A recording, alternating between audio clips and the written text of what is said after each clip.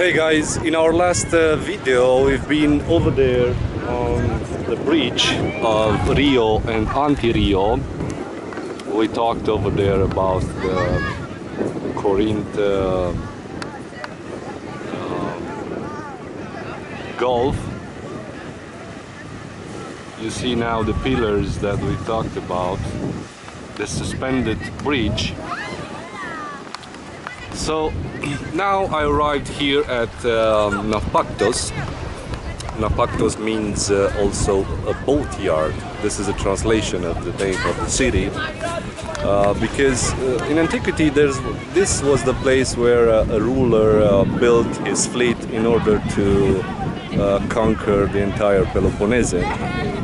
But the city of Nafpaktos has a really long history, and if you remember about the Battle of Lepanto, here is in the Gulf of Corinth it took place between the Ottomans and the joint forces of the Catholic Church. And the victory of the Holy League over the Ottomans had a really huge echo over Christianity. In fact, it was a briefly time since the Ottomans conquered the entire island of Crete, so they actually took a really important place from the Venetians, and they rebuilt their fleet, even if here on this place they lost hundreds of ships. This is the wall of the harbor. We're going to go inside and see the old walled city of Nafpaktos. I also told you that in the Battle of Lepanto, Miguel de Cervantes was also a soldier, and they raised a statue of him here in the harbor. This is the small harbor of Nafpaktos, and over there on the hills stands the castle. Well, the first fortifications were built during the 4th and 5th century before Christ. Then the Byzantines started to reinforce the city, but the main fortress and walls were built during the Venetians, and that happened somewhere in the 15th century.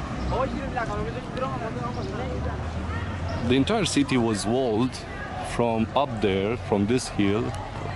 It has the shape of a pyramid, and there was a castle over there on top of it.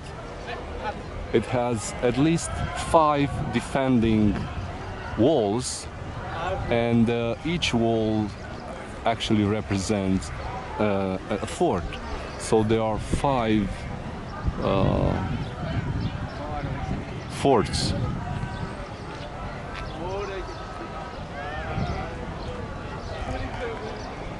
This harbor was protected by these walls and towers, and probably as the old entrances, it had at one point a chain that controlled the entrance of the ships inside the harbor. Well, the Turks took it in 1499 by Sultan Bayezid II, and afterwards it kept changing hands until 1821, when the War of Independence broke out, and there is also a statue over here erected in the honor of this year.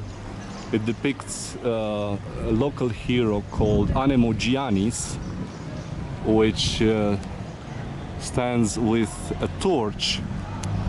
He actually tried to set fire on the Ottoman fleet, so that's why he is depicted here. It's a beautiful small city, quite picturesque. It has lots of Ottoman remains, like some mosque and Ottoman fountains, but mainly the Venetian castle and fortress are visible from here, from the harbor. So this is Nafpaktos.